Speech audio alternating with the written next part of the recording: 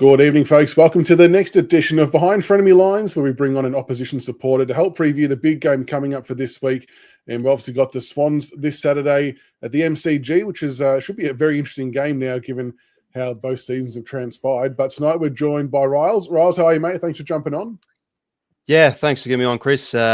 Pretty keen. Oh, am I, though? It's been a year where we struggled quite a bit. But, Tigers usually play quite well against us, so I'm keen to see how it goes. And, yeah, thanks for getting me on.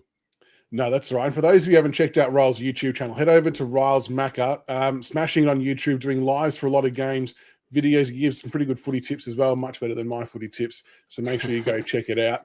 I suppose, first of all, how did you become a Swan supporter, and how did the YouTube journey begin for you? Oh, like father, like son, really. The old man's a Swan supporter, so I just followed suit, really. I guess I'm fortunate, as always, to witness my team win a premiership, even though I was still young. I think I was around 9 years old at the time back in 2012. So, yeah, that's pretty much the story. And, it was during COVID where I'm like, I want to get back into some footy videos. I did it, like, when I was a lot younger. And, I started off just doing highlights and et cetera because people struggled to, pay for – I did a lot earlier than the AFL would upload their highlights. And, yeah, unfortunately, I got stitched up and the copyright strikes and came and stuff, so I had to stop doing that. And I just always enjoyed talking footy and decided to focus more on that, and here we are. I know this will never ever happen, but how nice would it be if they were let up a bit on the copyright stuff, so we could at least show the game when we're live streaming games as well? Like it's one of those awkward ones with people like, can you just show the game? It's like, well, no, we kind of can't, but it would be good if we could.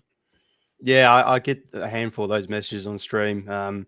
You could maybe like bend and have like a really small vision of the game in the corner, but usually with YouTube you can like narrate over games. Not live though. You can do stuff like that, but the AFL has really cracked down. Obviously, I think AFL Central on Instagram, you have to change his name to that, for example. I think it was copyright or something like that. So yeah, a lot of accounts getting stitched up. Like he can't post highlights, for example. So yeah, the copyright's really tightening the screws quite a bit.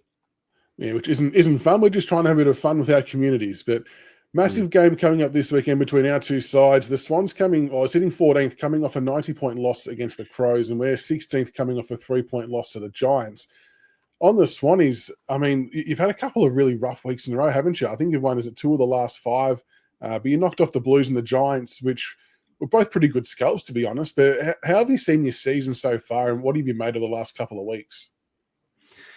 Yeah, well, before the Melbourne game, we're actually like starting to really tighten the screws defensively in our contest. I think we're like one of the number one. I think we're the number one ground ball side, and we're actually looking quite good in a lot of numbers. So I thought we were going to start getting the ball rolling, but yeah, just these last 2 losses have just been absolutely poor. Lack of effort and missed tackles galore. And when we lost the grand final last year, I was like to myself, I just don't think I can see us winning a flag or going back again with this playing group. It's definitely going to hit the players mentally. Okay. And it's definitely, it just feels like we've been there twice now, and we overcome it a bit in 2023. We picked up some handy recruits in 2024, and I just thought, we went all the way, one of the best teams all season, and then we still go down by 60 points. So really just sucks the emotion out of you. And just with how we've played this year, a lot of players downing tools. And like last year, for example, we had a lot of games where we were in an uphill battle, like we were 5 goals down against the Cats. I remember there was a lot of those scenarios, but then we were able to dig deep and really get on top, get our strengths going. But now this year, it feels like anytime there's an uphill battle, we just really seem to struggle. So yeah, there's no doubt. I think we look a bit physically and mentally cooked this season. What about the change of coach? I know Cox has been there for a long time at the club. Have you seen him visibly change the game plan a hell of a lot, or is it just going to be a gradual progression? Has that played a bit of a part in maybe some of the losses and just readjusting as a playing group? Oh, well, what I've noticed is as soon as he came in, he just instantly started talking about he wants more focus on the contest and defensive stuff. And it feels like watching us play, we're focusing on that a little bit too much because our strengths, our list is tailored to play this, really good turnover football and slick and good users in the back half. But when we're struggling to get the ball even out of our back half and have unforced errors here or there, and there's just so much of that focus on contests and defense, we're not really seeing as much of run and carry and confidence and connection coming out of the back half. So yeah, I just think he needs time a little bit, Coxie.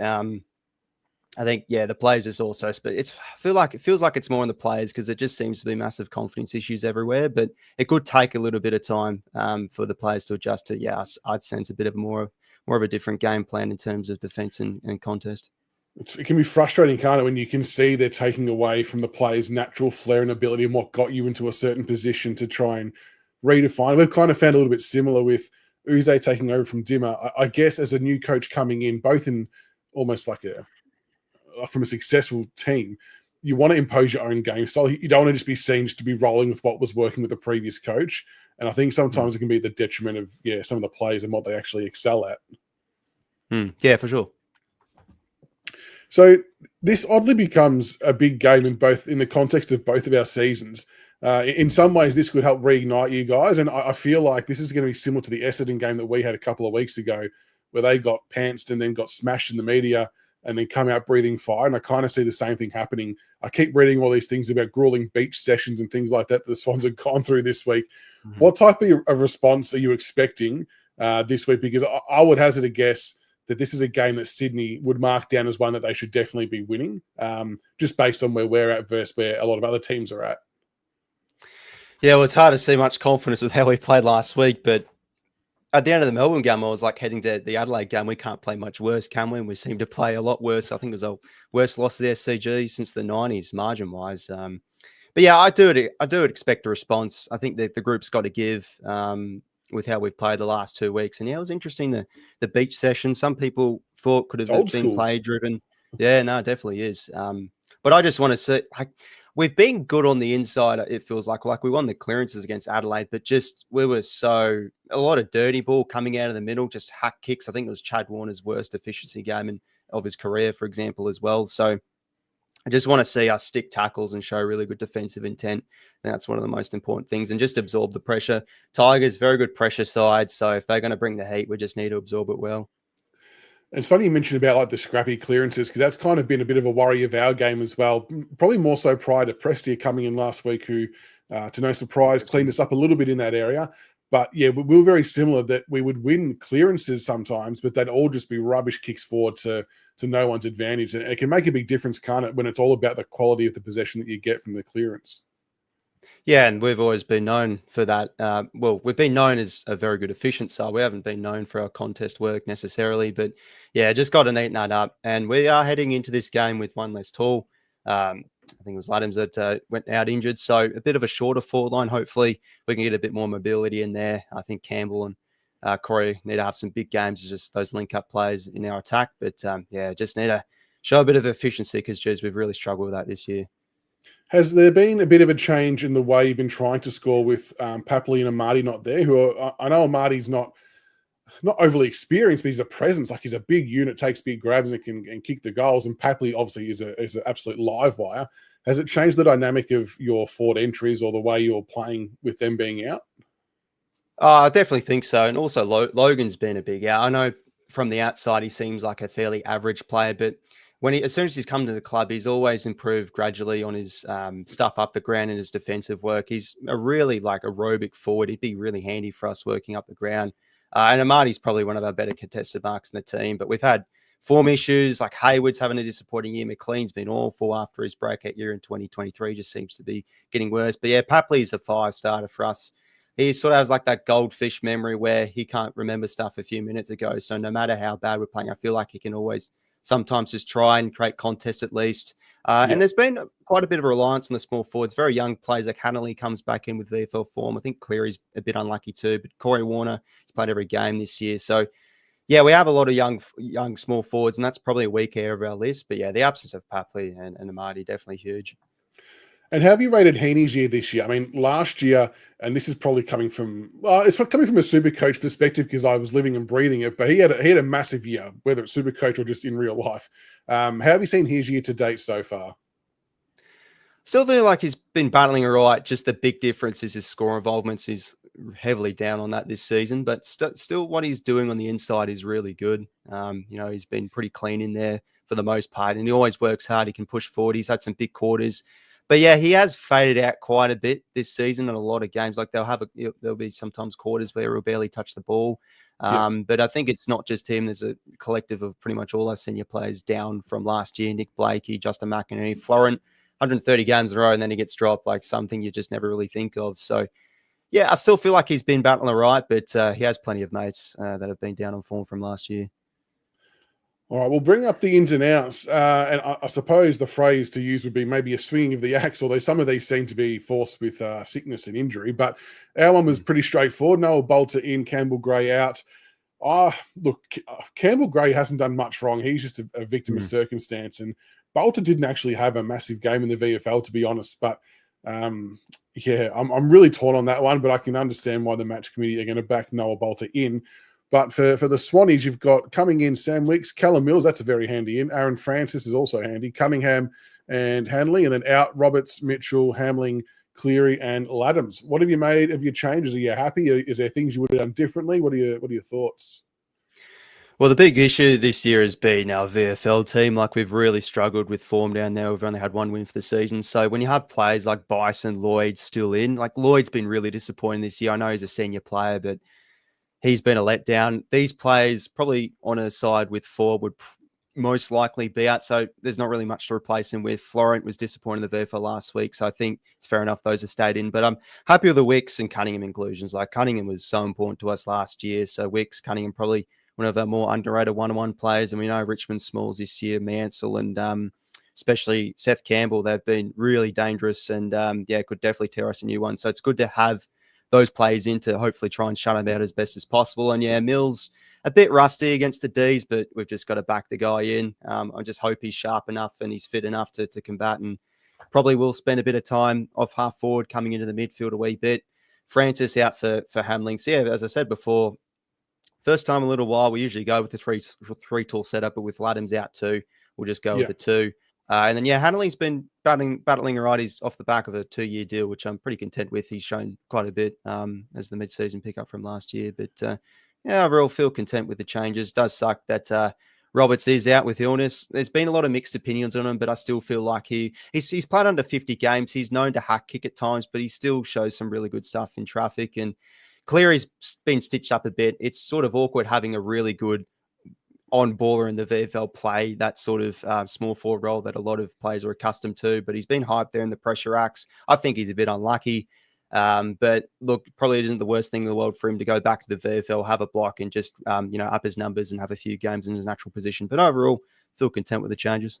It's interesting. We have very similar discussions about Tyler Sonsie, who will shoot lights out in the midfield at VFL level and come in and play at half forward and get nowhere near it. So we're actually surprised that he held his... He didn't have a bad game last week, but Juddy Clark was actually smashing the door down in the VFL and couldn't get a look in. But I guess you're going just that one smaller player. I'm thinking he's probably got a little bit to do with this. Meant to be raining or a little bit wet over the weekend and on Saturday. So it'd probably make sense to go in a bit smaller. But look, Heaney still is a big worry for me. Just like you said, his ability to get forward, he's got great hurt and impact.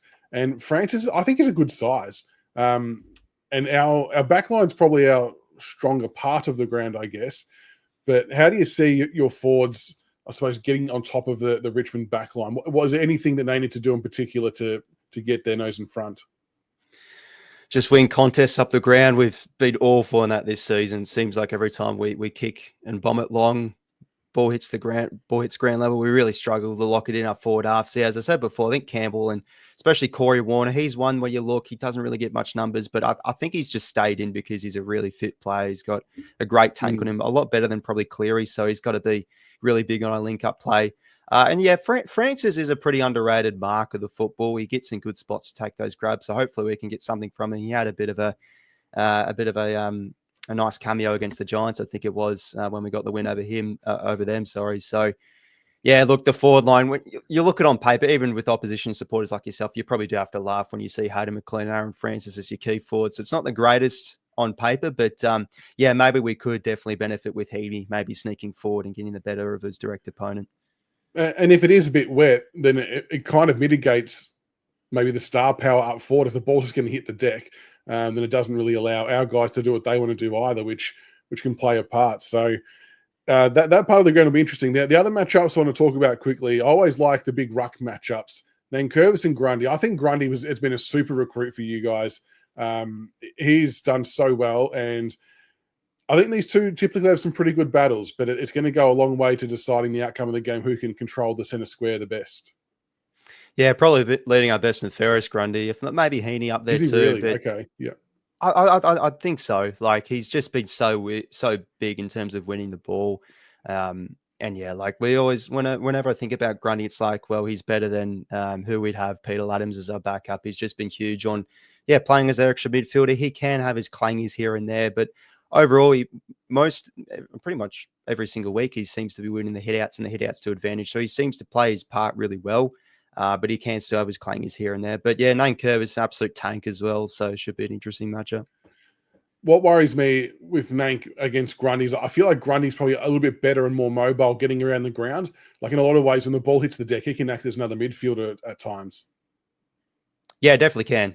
He's been huge at that this season. Always seems to be up there with the contested possession stuff. And I think the last few, he still has like some quiet quarters here or there. But yeah, I think, his around the ground ability is what I've been really liking the last few weeks. He's been able to get on the end of a couple of goals. I mean, his goal against the Blues is an absolute beauty. But yes, I think sneakily, I know it's not the year we'd like to have, but I feel like he's been a bit underappreciated for us. How old is he? Is he hit 30 30s, yet? I think. Yeah, I think he turned 30 this year. Yeah. There's still a couple of good years left in him. Yeah, he's been a super pickup. Speaking of the other big battle of the Titans, Lynch and McCarten will obviously play a pretty big role in how we go up forward in a very inexperienced forward line, which has kind of been where we've come unstuck a little bit. I know last week we had 27 odd scoring shots and blew 17 of them, but it's been a tricky one to kick above 70 or 80 points ourselves most weeks. And I feel like a lot of it comes down to Tom Lynch and his ability to be able to compete contest after contest and bring the ball to ground if you can't mark it. What kind of role, do you see McCarten going to him? Is he the obvious matchup? And what other ways could there be to curve the influence of Lynch and him not marking it or him not bringing the ball to ground? Yeah, I think T-Mac has to go onto Lynch. He has pretty good record against us. I was reading somewhere he's been able to kick at least 2 or 3 goals the last couple of times we've played him. But McCarten's in really good form as of late. Thilthorpe, he conceded, I think 2 or 3. I think it was 2, and then he got subbed off. But, Thilthorpe's one of the best key forwards this season. Overall, McCarten's been really solid one-on-one. I think the contested defense loss percentages, he's quite low there. Can still be a bit of a liability with ball in hand, a few unforced errors here or there. But no, he's been really solid in the air, and I think I can back him to do, hopefully, and try and quell Lynch's influence as much as possible. Yeah, and Lynch is obviously slowing down quite a bit too. And we've got Jonty Fall and Tom Sims down there as well. Sims had a really good game last week. I think he had 7 marks, 3 contested. So we're going to be hoping that he can do something similar again.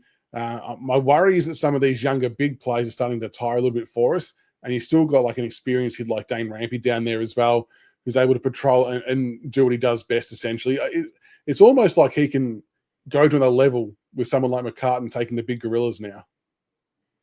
Yeah, no, the young key forwards for Richmond have really impressed me. Yeah, Sims has been really good to watch the last few weeks. So, look, maybe because of age and, as you said, them slowing down, maybe we could have the wood over them perhaps. But, we've been defensively so inconsistent this year. We'll have games from Rampy where he looks fairly decent, but other times he just looks utterly cooked one-on-one. So you're going to get a mixed bag, I think, this week, looking at our defence. The next one I'll pop up, Taranto and Heaney. Now, obviously, I don't expect either of them to tag each other, but it'll just be nice to see them go head-to-head just as genuine ball winners. And I guess in a lot of ways it can come down to who can hurt the other team the most offensively. So I think Taranto got 2 goals last week. Heaney's obviously a known goal scorer and can push forward and really be damaging. And what will be interesting is to see who from Richmond becomes accountable for Heaney if and when he does push forward. Because I can't see Taranto following him that deep to play as a defender. So if we don't get our handovers right, then Heaney could be one that might get off the chain if we don't address that quickly. Yeah, he's always dangerous going forward of centre, Heaney. And to be fair, I think Taranto's pretty underrated defensively. Or it seems like whenever he shoots a goal, he's a pretty good goal kicker. So we've got to watch out for him because he can be let off the chain and kick some nice goals. But yeah, those inside mids like Hopper, especially off the back of Press's game last week, they've been really good as of late, I feel. So we've got to watch out for them, especially, no doubt. Do you guys have anyone that do you have a tagger, like a designated tagger at all, or you all just go head to head? Yeah, well, obviously we do have James Jordan to do a job, but he could do a role in Taranto. Like he had a great first quarter against the Giants last week. Then obviously Bedford got the job on him and seemed to Yeah. quell him okay. So I can't really think of anyone at the top of my head. I'd assume Jordan will probably just start half forward, and maybe if Taranto gets off early, he could switch on to him. Not many teams do it anymore these days, do they? The tag. It's a very specialist role, and Bedford is actually one that does it really, really well, which is a little bit annoying, to be honest. The last matchup I've gone with, and I don't know truthfully if these two will actually line up on each other, but it's just them being in the same area as one another, I guess. Mansell and Blakey. Blakey, I'm not sure how his year to date has been, but from the bits and pieces I see, he's dynamite. Like, he's electric with his running. He creates off halfback, can kick a long range goal. And I'm always very conscious of trying to stop teams who can rebound and springboard off halfback and the plays that might set the play up. So I've picked him out, but there could be other players who might take over and do some damaging stuff as well, I guess. Yeah, Blakey this year's been a lot more accountable from what I've watched of him. And look, you get great moments of Blakey, but you get some shocking ones at the same time. He'll have some poor errors and get beat out easily one-on-one. So I think he probably will line up on a tool. And we just got to hope we need to free this guy up as much as possible, because he can have patches of quarters where, geez, he can really go bang. And yeah, just our use from the half-back lines has just been so poor as of late. So we could really do with a bit of surgence from Blakey. But yeah, Mansell, another underrated small forward. I think a few of these small forwards have been hurting us this season. Was it McInerney who did like a bit of a roll across halfback for you as well in previous weeks?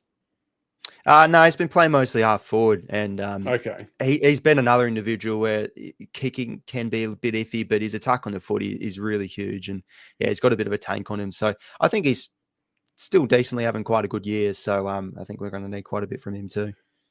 And Taylor Adams, since coming across, what have you thought about his impact since joining the club? Has it been what you had hoped it was going to be, or is it still a bit for him to fulfill?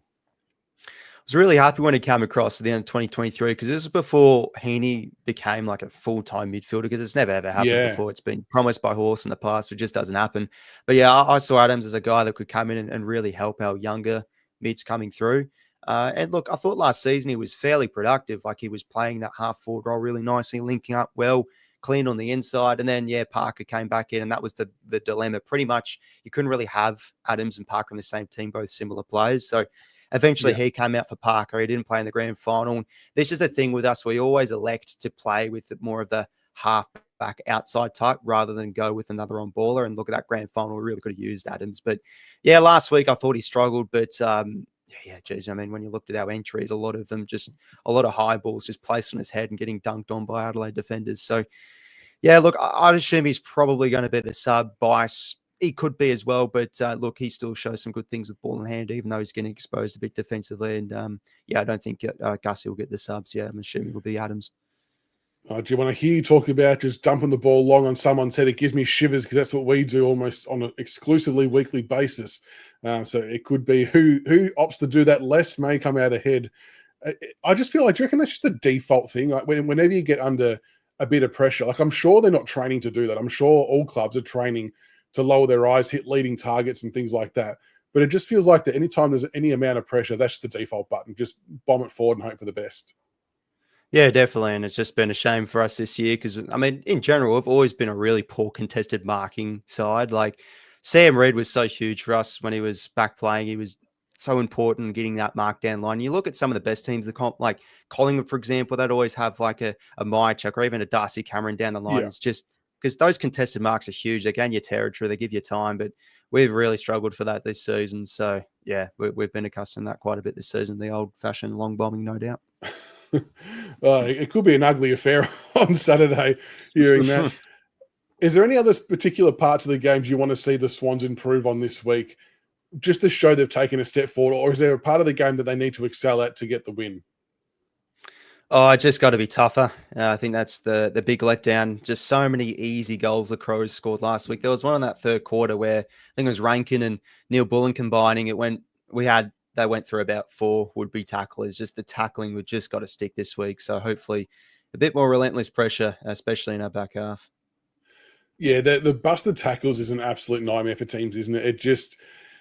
I don't want to say it shows weakness, but it's an effort thing, like you said, and it doesn't matter how much talent you have. All the players who set foot on that park can all show effort for 4 quarters, and I think as a supporter, that's all we kind of want to see, isn't it? Just have a crack for 4 quarters.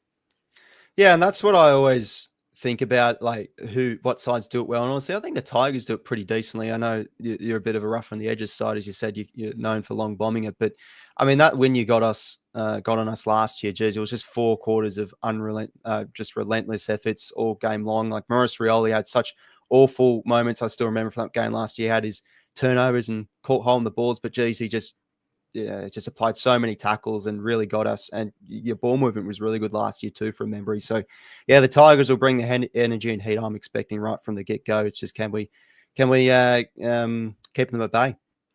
Well, and we're prone this year to having a quarter of fading as well, which I'm sure you would have noticed in some of the games we've played. So it kind of feels like most weeks that if teams are close enough to us in the third quarter, they probably believe that they're going to be able to hang on and get ahead. So I'll be looking for maybe a second win from the Swans if they're still thereabouts.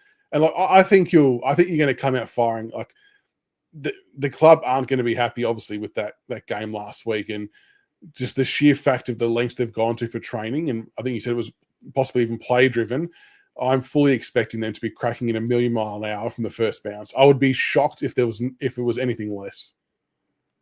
Yeah, you can only hope, I guess. This is what I was thinking heading into the LA game, but there you go. So, yeah, there just has to be some sort of response this week. And it always usually happens too, like you said, when there's so much attention. Like, we barely get much media attention, negative media attention, that is. And I've seen everything just all across different forums this week. So, yeah, I'm expecting just a response right from the first bounce.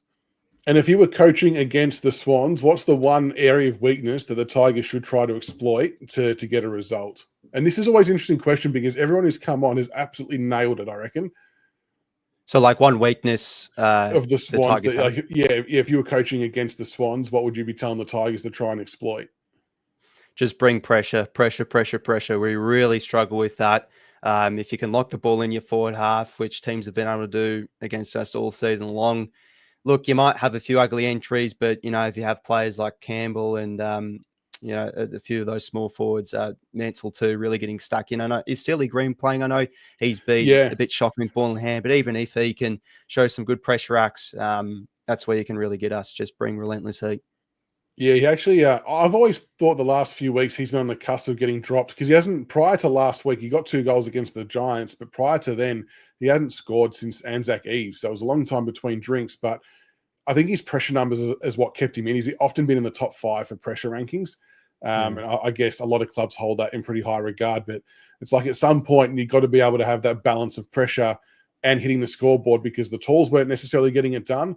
And yeah, there was just a couple of guys in the VFL who were maybe a little bit better offensively, but didn't have the same pressure as what he did. So they've persisted with him, but yeah, maybe after getting a couple of goals, he might get his confidence back. But with that all being said and done, what do you think the final margin's going to be for this game and who's going to win? And you don't have to go easy. If you think the Swans will get up by 30 points, whatever it might be, you can go your hardest. Yeah, it's interesting because I feel like this is sort of a matchup. If we're playing really well, this could definitely be a bit of a shock loss. But given where we are, like we've bottomed out really, the group's got to give. So I wouldn't be surprised if we come out and, to be honest, win by a few goals, but I just have no confidence in us. We're seriously looking mentally and physically cooked out there. So I just think with Richmond, they've been, rough on the edges a wee bit, but they've started really well. So if they could get the early jump on us, we could come storming home, but I wouldn't be surprised if we make a muck of it going inside 50. So I've gone with my tip of view. I think I went the Tigers by around 8 points. So I think they'll win a close one. Is your bye next week as well? Yeah, next week. Okay, so both teams are going to leave nothing out there. They're going to be going all out for 4 quarters, knowing they've got the week off. Look, it's one of those games where I see us being in it for 3 and a bit quarters, but I think there's just too much on the line for Sydney from whether you want to call it pride or reigniting your season, whatever you want to call it. I just think they might jag us at the end, and I'm fearful of another very close loss, which honourable losses have been okay this year, but it'd be nice to try and convert just one more before the bye, given that no one thought we were going to win a game this year. I remember I did get slapped a little bit in the comments on the video I did for you. Oh, I feel for you, mate. Like that, but you did come in a bat for your team, but no, do you know what? To someone's credit in there who did hit me between the eyes before round one, after the round one game, I saw an alert pop up and he actually apologized. He goes, "Not fair play. Didn't think you were going to win that game." So I got a little bit lucky that we've won 3, but I think some of the criticism was definitely warranted. But hopefully we can jag another win. But all in all, just hopefully it's a good game and we all get through unscathed, and hopefully the weather holds off so it's somewhat watchable, because I fear that it could look ugly if it does rain a little bit. But thank you for joining us again, Riles. Much appreciated, mate. And like I said at the start, guys, for those who aren't aware of Riles' channel, make sure you get around Riles Macca on YouTube. Does great things, awesome live shows. Make sure you get around it. And good luck for the weekend, and hopefully it's a good game. Yeah, thanks very much for getting me on, Chris. I've been really liking your videos this season. A lot more collaborations you've been doing, which I've seen, which is great to see. And all the very best for this weekend. No worries. Thank you, mate. Speak soon.